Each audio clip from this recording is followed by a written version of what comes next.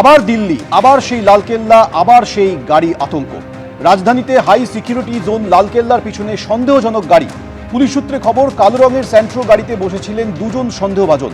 Police সূত্রে আরও দাবি, গাড়িতে বসে থাকা মুদাস্সার নামের এক ব্যক্তির থেকে মিলেছে এনআইএ এর ভুয়ো পরিচয়পত্র। পুলিশ দাবি করেছে চাকরির টোপ দিয়ে প্রতারণা করতেন এই মুদাস্সার। এই ঘটনায় শতপ্রণোদিত মামলা দায়ের করে তদন্ত করছে দিল্লি পুলিশ। গত বছর 10ই নভেম্বর লালকেল্লার সামনে দিল্লির হাই সিকিউরিটি জোনে ঘটে যায় ভয়াবহ গাড়ি বিস্ফোরণ।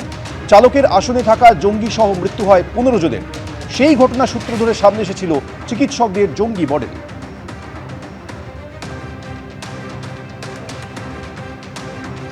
এলাকার উন্নয়ন থেকে নারী নিরাপত্তা, কি বলছেন চৌরঙ্গীর সাধারণ মানুষ? ভোটারদের কাছে এবিপি আনন্দ। দেখুন তারকার চোখে তারকা কেন্দ্র।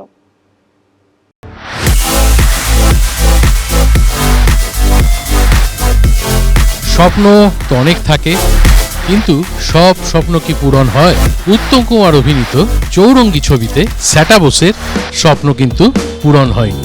চৌরঙ্গী সিনেমার প্রসঙ্গটা মাথায় এলো তার কারণ আজ আমি চৌরঙ্গী বিধানসভায় রয়েছি। এখানকার বাসিন্দাদের জীবনে কতটা সুখ আর কতটা অলীক সুখ সেটাই জানবো নির্বাচনের ঠিক আগে।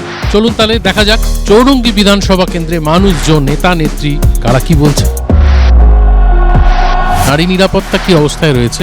নারী নিরাপত্তা বলে কিচ্ছু নেই। রাত্রেবেলা 8টা সাড়ে 8টার পর রাস্তায় বেরোনোটা সত্যি একটু দুর্বিষহ। নিরাপত্তা বেড়েছে, কারণ আমরা নিজেরাও অনেক রাত অব্দি কাজে কর্মে কোথাও হসপিটালে যেতে হলে, কারোর অসুখ হলে বা নিজেরও তো বয়স বাড়ছে, একটু শরীর খারাপ হয়, যাই হসপিটালে, একা একাই চলে যায়। এখানে প্রচুর ব্যবসায়ী, এখানে প্রচুর দোকানপাট ইত্যাদি। তো এখানে অগ্নি নির্বাপন ব্যবস্থাটা কিরকম বলে আপনারা লোকাল রেসিডেন্ট হিসেবে মনে করছেন? কারণ অনেকগুলো অগ্নিকাণ্ড হয়েছে ইদানিংকালে আমরা দেখেছি। সেই বিষয়ে একদমই উদাসীন প্রশাসন, এটা আমি এক কথা বলতে পারি। আগুন লাগছে, জ্বলছে, ভস্মীভূত হয়ে যাচ্ছে, মানুষ মরছে, কিন্তু কোনো তাপ উত্তাপ নেই, না কর্পোরেশনের, না পুলিশের, না দমকলের। যে মানুষের যে ন্যূনতম যে বিপদের যে আশঙ্কা, অগ্নি নির্বাপক ব্যবস্থা বলতে কিছু নেই। সব সময় তো কেএমসির পক্ষে সম্ভব নয় যে সবকিছু খুঁজে বার করা। ধরুন এই অগ্নিকাণ্ড যে হয় না তা না, প্রচুর অগ্নিকাণ্ড হচ্ছে, কিন্তু অগ্নিকাণ্ড হলেও ফায়ার ব্রিগেড তৎপরতার সঙ্গে আসে। সাধারণ মানুষ নাজেহাল হচ্ছে, আমরাও হচ্ছি। নতুন যে সরকার আসবে 2026-এ, তার কাছে যদি বলা হয় আপনাকে 3টে জিনিস চাইতে হবে। মমতা বন্দ্যোপাধ্যায় সরকার, তিনি না চাইতেই যা দিয়েছেন, নতুন করে আর চাওয়ার কিছু নেই, যিনি যথেষ্ট করে দিয়েছেন। মানে এরপর বাংলার মানুষের আর কি চাওয়া থাকতে পারে? সবাই যে যার নিজের স্বার্থে রয়েছে। যদি কেউ কোনো ব্যবসা শুরু করে, তো শুরু করার আগে দাদা ভাইদের হাতটা পাতা তো শুরু হয়ে যাবে। সেই বিক্ষিপ্ত ঘটনার উপর ডিপেন্ড করে তো একটা সমাজ চলতে পারে না। যারা করেছে তারা দুষ্কৃতী, আর দুষ্কৃতী আছে বলেই প্রশাসন আছে, এবং প্রশাসন সঙ্গে সঙ্গে তার ব্যবস্থা নেয়। ছেলে মেয়ে এরা যে স্কুলে পড়াশুনো করছে, তার জন্য যে প্রকল্পের টাকা পাচ্ছে, তাতেও আমরা খুব খুশি। এখন তো বিশেষ করে লক্ষ্মীর ভান্ডারে সত্যি খুব খুশি। দেখুন, আমাদের ফ্যামিলি থেকেও এরকম ধরনের কেউ ভাবেনি যে আমরা হাত খরচা পাবো। প্রচুর দুষ্কৃতিরাজ বেড়ে গেছে, কলেজে কলেজে তোলাবাজিগুলো চলছে। Law order total failure. এইখানে কিছু হলে রুলিং পার্টি টিএমসি নেতারা চলে আসে, পুলিশ কিছু কাজ করতে পারে না। রাজনৈতিক ইতিহাসের দিক থেকে পশ্চিমবঙ্গের অন্যতম গুরুত্বপূর্ণ বিধানসভা কেন্দ্র হলো এই চৌরঙ্গী। 1962 সালে শ্রী বিধানচন্দ্র রায় এই কেন্দ্র থেকেই কিন্তু বিধায়ক হয়েছে। সিদ্ধার্থ শঙ্কর রায় 3 বার জিতেছিলেন এই চৌরঙ্গী থেকে। 1993 সালে অভিনেতা শ্রী অনিল চট্টোপাধ্যায় বাম সমর্থিত নির্দল প্রার্থী হিসেবে এই চৌরঙ্গী থেকে ভোটে দাঁড়ান এবং জিতেও যান তিনি। সেই একবারই কিন্তু এই কেন্দ্রটি বামেদের দখলে গিয়েছিল। 2001 থেকে 2021 টানা চৌরঙ্গীতে কিন্তু তৃণমূল তাদের দখলে রেখেছে। 2014 উপনির্বাচনের পর 2016 আর 2021 নির্বাচনে টানা জয়ী হয়েছেন নয়না বন্দ্যোপাধ্যায়। কয়েকটা অভিযোগ আছে, এক হচ্ছে তোলাবাজি, চাঁদা, জুলুম, তোলাবাজদের জুলুম। যারা এইসব বলে বেড়াচ্ছে তারাই বেশি কাজগুলো করে বেড়ায়। নারী নিরাপত্তা এখানে ঠিক মতো নেই। রাত্রের পরে নারীরা স্বাধীনভাবে ঘুরতে পারছে না, সেফলি থাকতে পারছেন না। বুক ফাটে তবু মুখ ফোটে না। এখন তবুও মায়েরা, মেয়েরা বেরিয়ে বলছেন তাদের উপর অত্যাচারের কথা। নারী নিরাপত্তা আমাদের মনে সেফেস্ট সিটি ইন ইন্ডিয়া এসছে, 1 নম্বরে আমরা আছি। গত বছর একটি ভার্চুয়াল সাংগঠনিক বৈঠকে অভিষেক বন্দ্যোপাধ্যায় বলেছিলেন যে চৌরঙ্গী বিধানসভার দিকে তৃণমূল নেতাদের একটু বিশেষ নজর দেওয়া প্রয়োজন। 2-3টি ওয়ার্ড এবং বিশেষ সম্প্রদায়ের মানুষের ভোট ছাড়া সব জায়গায় হেরেছে, সবকটা ওয়ার্ডে হেরেছে। বিজেপির বড় মেজো সেজো ন ছোট এমন ভাষা বলছে, খালি টিভির পর্দায় আসার জন্য, নাথিং মোর দেন দ্যাট। এখানে এই একটাই তো শিল্প চলছে, সেটা হচ্ছে ইলিগ্যাল বাড়ি আর সাপ্লায়ার সব ওদের লোকজন। তৃণমূল কংগ্রেস এবং পুলিশের একসাথে এরা এইভাবে বেআইনি নির্মাণ করে, মানুষ যদি বলতে যায় তাদের উপর গুন্ডা বাহিনী এসে অত্যাচার করে। এটা বানিয়ে বানিয়ে বলে, কিন্তু এখানে এসবের কোনো ব্যাপারই নেই। এইরকম মানুষদের দিয়ে কিন্তু আর যাই হোক মানুষের কল্যাণ হয় না। তো আমাদের নেত্রী বলে যে কিছু উত্তর দিবি না, কাজ করে যা, চুপ করে থাক। এটা তো মিক্সড ফ্রাইড রাইস তৃণমূলটা। নকশাল পাবে, আরএসপি পাবে, ফরওয়ার্ড ব্লক পাবে, সিপিএম পাবে, কংগ্রেস পাবে। বিজেপির লোকেরাও বিজেপি কে ভোট দেবে না।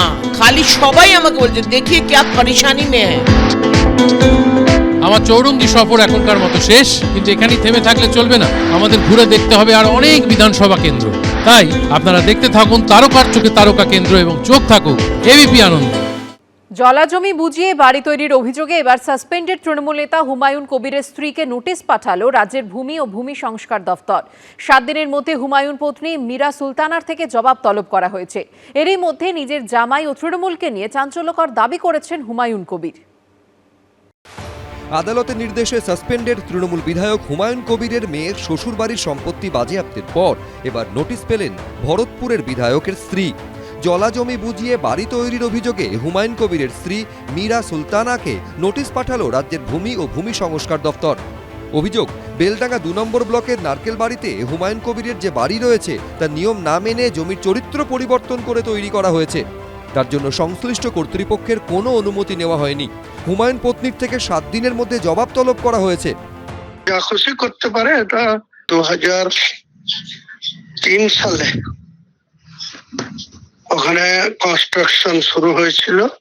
সেই বাড়িতে বিদ্যুতের কানেকশন আছে, সেই বাড়িতে সিসি, সেই বাড়িতে বসত বাড়ি।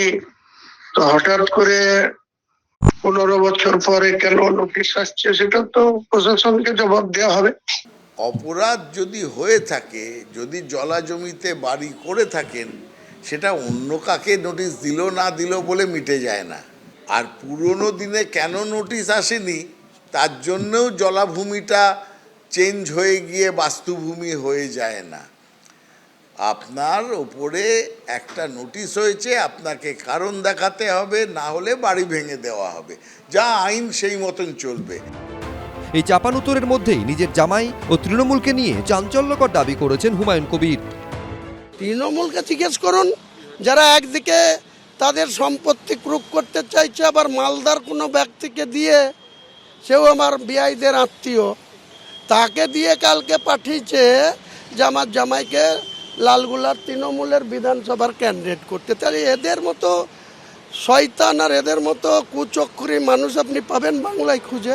যত বেশি উনি বুঝতে পারছেন যে ভোটে একটা ভয়ঙ্কর ভরাডুবির দিকে যাচ্ছে, উনি দোকান খুলে বসে আছেন, দোকানে লোক আসছে না, তো তত বেশি এই সমস্ত আজগুবি নানা কথাবার্তা।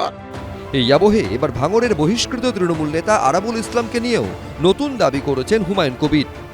আরাবুল আমার সাথে কয়েকবার দেখা করেছিল, অনেক রকম তার স্বপ্ন, অনেক কিছু লড়াই লড়বে। আগে দলে জয়েন করতে হবে, তারপরে তাদের নিয়ে কথা বলবে। একাধিকবার এসছে, দেখা করেছে।